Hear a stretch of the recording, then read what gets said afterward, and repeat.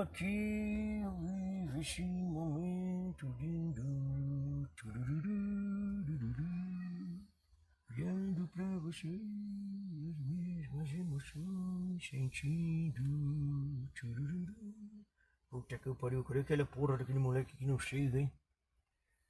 São coisas já divinas, são momentos que eu não me esqueci. Tarará. E acho que é ele que vem vindo ali. Será que é? Puta que eu não tô conseguindo enxergar de longe, viu? É ele, pessoal. Ei! Ô menino! Ô professor!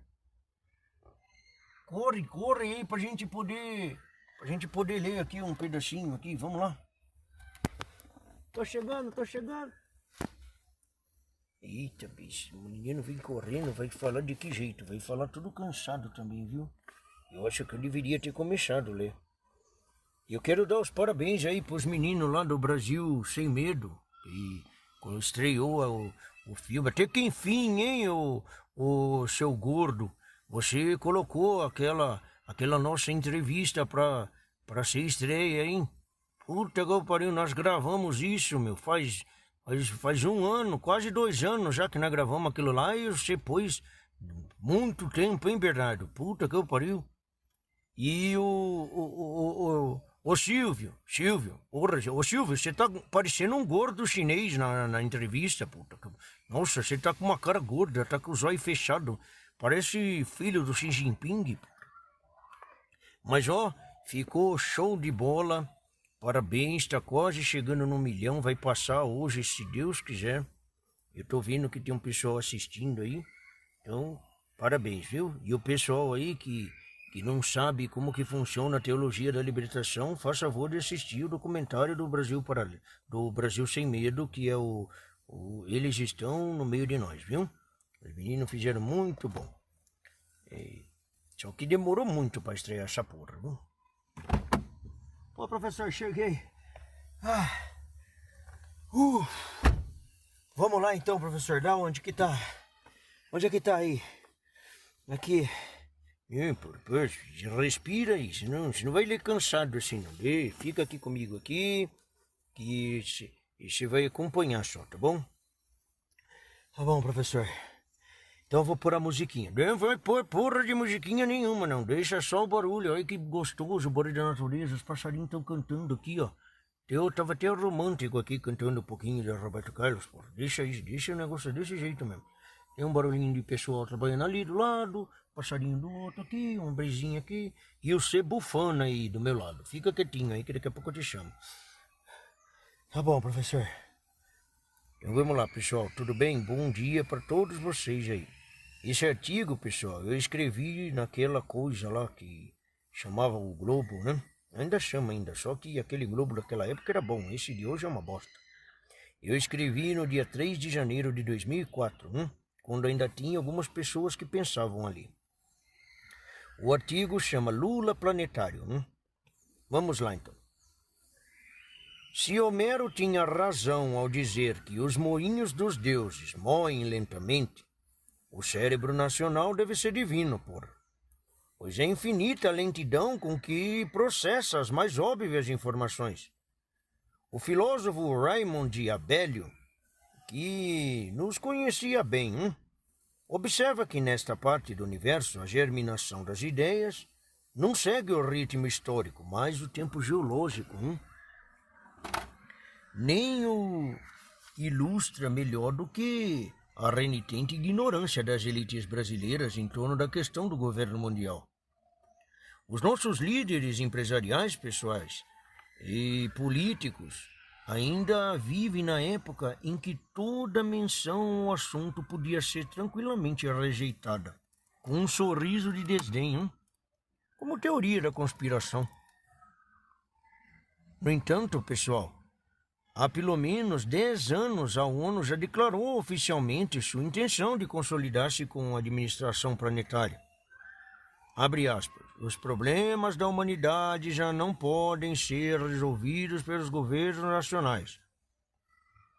O que é preciso é um governo mundial. A melhor maneira de realizá-lo é fortalecendo as Nações Unidas. Fecha aspas. Isso aí é o relatório sobre desenvolvimento humano de 1994. Mas todo ano eles repetem essa mesma ladainha. Então vocês já sabem que isso existe. Me dê um pouquinho dessa água aí, menino. Você vai tomar tudo essa porra aí. Tá, professor.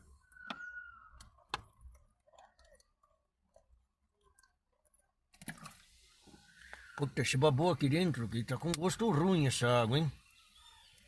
Não, professor, ela fica parada aí no carro aí, ó. E fica com o cheiro da garrafa. Então, se for favor de trocar a porra da garrafa, puta água ruim, será que vai fazer mal pra mim? Eu não posso chegar no céu com problema não, hein? Não, vai fazer mal. Máximo aí, vai pegar uma gripezinha. Mas o senhor já não pega mais gripe. Enquanto tá na terra, dá pra pegar sim, viu? Que a gente fica com o corpo de humano aqui nessa porcaria aqui. É parecido, mas não é igual. Vamos lá. A autoridade avassaladora desse projeto constitui hoje a fonte única e central de onde jorram sobre toda a população terráquea legislações uniformes em matéria de indústria, comércio, ecologia, saúde, educação, cotas raciais, desarmamento civil, etc. A docilidade com que até as nações poderosas, como a Inglaterra, se vergam às suas exigências, pessoal, embora com nenhuma com entusiástico civilismo brasileiro, deve-se em parte à natureza informal, sutil e tácita do projeto, que se vai implementando em doses homeopáticas, delicadamente, sem assumir sua existência de conjunto, transferindo para o recinto fechado das comissões técnicas as decisões rotuladas complexas demais para a competência da opinião pública, e antecipando assim o fato consumado à mera possibilidade da discussão aberta. As únicas resistências que tem encontrado vêm dos Estados Unidos e de Israel. Bom, isso também em 2004, né? Porque hoje não dá mais para falar isso dos Estados Unidos, né, pessoal? Mas os Estados Unidos permanecem num constante vai e vem entre o desejo de afirmar sua independência contra as pretensões do globalismo e a tentação de tomar as rédeas do processo para conduzi-lo ao seu modo. Assumir a liderança da uniformização mundial, arriscando perder a soberania e desarmar-se contra agressões letais, ou então entrincheirar-se numa autoafirmação nacionalista com o risco de desmantelar a aparente ordem internacional e suportar a hostilidade consequente. Eis as opções que se oferecem aos Estados Unidos, né? Veja bem, a primeira dessas tendências, gente, predominou no governo de Clinton, porra. O resultado foi que os americanos, de concessão em concessão, consentiram se enfraquecer militarmente e encurvar-se às intromissões estrangeiras em campos vitais como ecologia, educação, imigração. Ao mesmo tempo que, envergando a máscara de líderes e beneficiários maiores da globalização, eles se tornaram o bode expiatório do próprio mal que os debilitava. Bem, o governo de Bush, meu filho, a orientação girou 180 graus. A virada vem em 2001, com a rejeição do protocolo de Kyoto, e a decisão de reagir ao 11 de setembro sem o beneplácito da ONU. Ô menino, vê aí essa parte aí da... Você já descansou? Já, professor, já tô tranquilo aqui. E aí, vê lá na página onde tem isso aí mesmo. Tem uma notinha aí, ó, do projeto de Kyoto. Explica pro povo aí que tem muito menininho novo aí que nem saiu da fralda ainda. Se falar Kyoto pra ele pensa que é um tipo de macarrão instantâneo, Então lê aí, o que tá escrito aí? Tá, nota de rodapé então. Tratado internacional estabelecido em Kyoto, no Japão, em 1997, com metas para a redução da emissão de gases que supostamente agravam o efeito estufa. Para uma análise dos propósitos por trás do protocolo, como o de enfraquecer as soberanias dos estados em favor dos órgãos mundiais, tal qual seria o presidente do Council on Foreign Relations. Richard Haas. Ver Olavo de Carvalho, Travessia Perigosa. Diário do Comércio, 12 de maio de 2008. http://www.olavodeccarvalho.org/semana/0805112dc.html.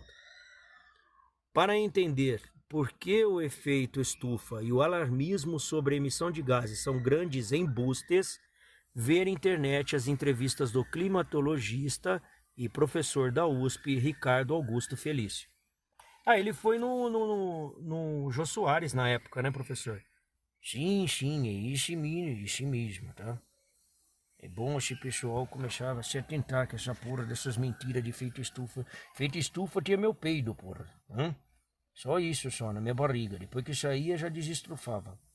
Mas essa turma começou com essa conversa. Hoje eles não falam mais isso. Eles estão falando de outro nome, tá? Estão chamando de outro nome, mas a agenda é a mesma, viu, pessoal? Vamos lá, continuando, então. Onde eu parei, hein? Ok, tá. Então vira a página pro titio aqui.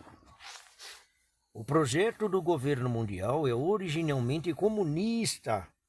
Ver Goldman Elliott, R. O Plano Soviético de Estado Mundial, Rio de Janeiro, editora Presença, de 1965, ok? E os grupos econômicos ocidentais que se deixaram seduzir pela ideia, esperando tirar proveito dela, sempre acabaram financiando movimentos comunistas e, ao mesmo tempo, que expandiam globalmente seus próprios negócios. As fundações Ford e Rockefeller são exemplos mais notórios, gente. Nesses, como em outros casos, a contradição entre o interesse econômico envolvido e as ambições políticas de longo prazo é a origem de inumeráveis ambiguidades que desorientam o observador. E, se ele é preguiçoso, o induzem a não pensar mais no assunto. Bem, uma coisa é certa, nos anos 70 e 80, a globalização parecia favorecer os Estados Unidos, certo? Mas na década seguinte, ela tomou o rumo bem claro, de uma articulação mundial anti-americana e, por tabela, anti-israelense. A eleição de George W. Bush e a política de afirmação nacional que tem seguido são as respostas lógicas a essa nova situação. Mas como isso afeta o Brasil, Você deve estar perguntando isso, né? Bem, então vamos lá. O senhor Luiz Inácio da Silva, É ele mesmo, tá? Ok, tirou um dedo lá. Foi posto no poder com o apoio da rede global de partidos e organizações tecidas em torno da ONU. Essa rede constitui o núcleo do governo mundial em avançada fase de implantação, porra. A exorbitância de aplausos internacionais que saudaram a eleição do candidato petista não veio do nada, não, porra. Foi a expressão natural de júbilo do Criador ante o sucesso da criatura. Se a própria escolha do Brasil como sede do Fórum Social Mundial, poucos meses antes das eleições, já não fosse prova suficiente da articulação planetária montada para esse fim, porra, bastaria, meu filho, como confirmação, ex post facto, a pressa obscena com que a rede se mobilizou para tentar dar ao cidadão um prêmio Nobel pela fome zero, antes que uma só colherada de feijão estatal chegasse à boca de algum faminto. Essa é a verdade. O primeiro Nobel a crédito da história não chegou a ser conferido, mas é revelador, Bem, pessoal, para terminar nesse quadro, a mobilização contra o Império Americano é hoje apenas uma vasta operação diversionista para camuflar a implantação do verdadeiro império e para colocar a serviço dele as veleidades nacionalistas de povos poucos esclarecidos, mais propensos a esbofetear espantalhos convencionais do que identificar e enfrentar as verdadeiras fontes das limitações que os oprimem. Lutando contra a mera possibilidade teórica de um domínio mundial americano, as nações de cretinos tudo cedem ante uma ditadura global já praticamente vitoriosa no presente. Eco. Obrigado aí, pessoal. Tchau, menino. Tchau, professor. Ó, quero que o senhor venha dar uma palhinha quando eu estiver lendo Dostoiévski, tá bom? Esse livro aí você vai ler sozinho. Não vem aqui passando bomba pra mim não, que tá muito bom. Já tô ajudando você a ler o meu livro. Era pra você ler meu livro. Eu não escrevi meu livro pra eu ler. Eu escrevi o livro pra vocês ler. Mas o senhor é legal quando o senhor lê com a gente. E legal porra nenhuma. O negócio é assim, eu tô ajudando, tô fazendo caridade, tá? E se ficar me enchendo o saco, eu não vou, não deixo mais. Deixo você umas 2 semanas quieto aí. Tá bom, professor. Obrigado, professor. Eu te amo. O senhor é top. Vai amar o cão, seu Zé Ruela. Que porra de te amo. Que eu amo a Roxane. Tá bom demais. Só ela me ama. Você fica quietinho aí e fica quietinho pra eu continuar gostando de você, tá bom? Tá bom. Tchau, pessoal. Fica com Deus.